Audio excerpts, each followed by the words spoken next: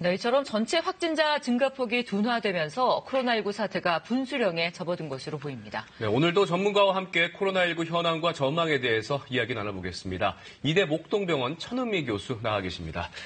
교수님 안녕하세요.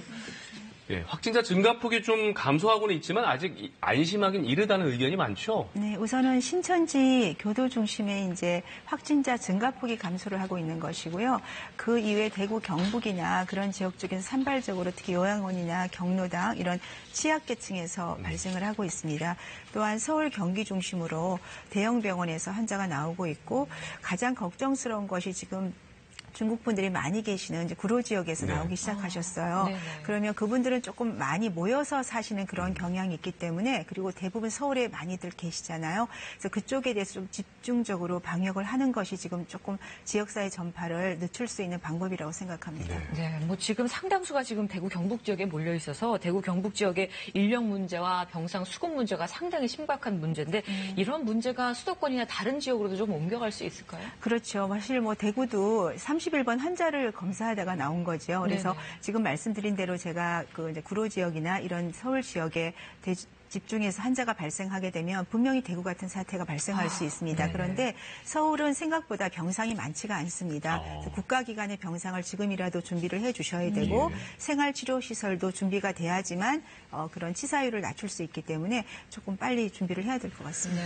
네, 뭐 지금 학교 같은 경우 개강 개학도 미루고 있고 대부분 직장인들은 재택근무를 권장하고 있지 않습니까? 하지만 언제까지나 이렇게 갈 수는 없을 텐데요. 이 시기가 끝나고 나서 추가 확산을 막기 위해서는 어떤 부분에 좀 노력을 기울여야 할까요?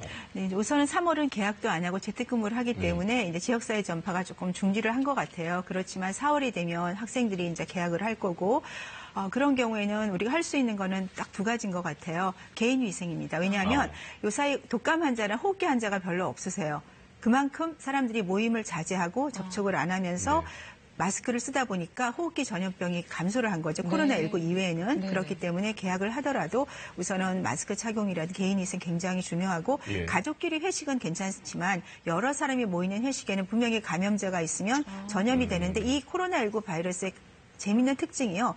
식사를 하면 감염이 돼요. 왜냐하면 구강 쪽, 혀 쪽으로 바이러스가 침투를 매우 잘합니다. 그렇기 때문에 식사를 같이 공유하는 거는 좀 자제를 해주시는 게 좋고 4월, 5월이 되면 아마도 치료약제가 이제 결과가 나올 거예요. 그러면 치료약이 정말 효과가 있다면 우리가 독감처럼 타미플루처럼 증상이 있는 경우에는 그 약을 사용해서 이제 낮추는 거죠. 증상이 완화도를 낮추게 되면 우리가 독감처럼 이렇게 조정을 할 수 있을 것 같습니다.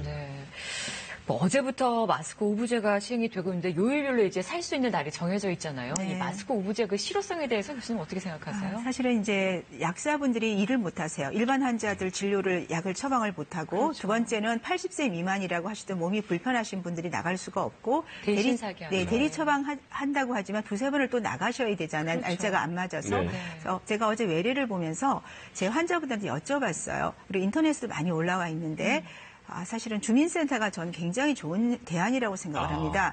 첫 번째로 우리가 가족관계 증명서를 제출을 하면 한 가족 한 분이 5명 거를 한꺼번에 받을 수가 있는데 주민센터는 그 지역의 인원수를 다 파악하고 있어요.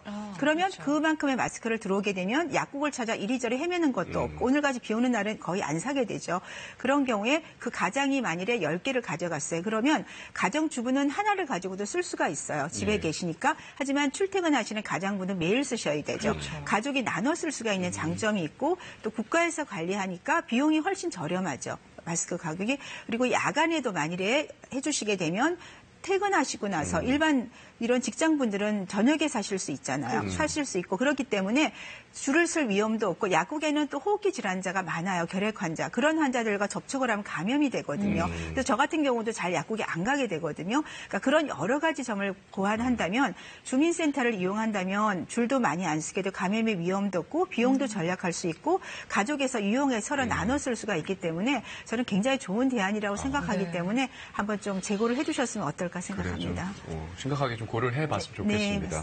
뭐 이번 코로나19 사태를 보면서 많은 분들이 방역의 중요성에 대해서 다시 한번 좀 실감하셨을 거예요. 이번 우리 방역 과하면 과할수록 더 좋다는 얘기도 나오고 있는데 방역 여태까지 과정을 보면 어떻게 평가하시겠습니까? 네, 잘한 점도 있고 못한 점도 예. 있다고 생각합니다. 우선은 사실 제일 중요했던 그 입국 제한을 좀 일찍 했었어야 된다고 생각해요. 그것이 됐으면 환자가 좀 많이 줄었을 거고 조금 아쉽지만 앞으로는 그 점에 대해서 저희가 좀 잘 생각을 해야 될 것 같고요. 두 번째로는 이제 개인위생이 사실은 잘 됐어요. 근데 준비가 좀 안 됐죠. 마스크 재고량이라든지 의료진 방호복 같은 그런 문제는 앞으로 이 경험을 살려서 항상 준비를 해놔야 될 것 같고 또 격리 병상이라든지 그런 좀 의료 시스템 자체도 메르스 때 조금 더 체계화됐으면 좋은데 네. 이번에 조금 더 보완을 해야 될 것 같습니다. 네, 오늘 코로나19 현황과 추세에 대해서 짚어봤습니다. 고맙습니다. 네, 감사합니다.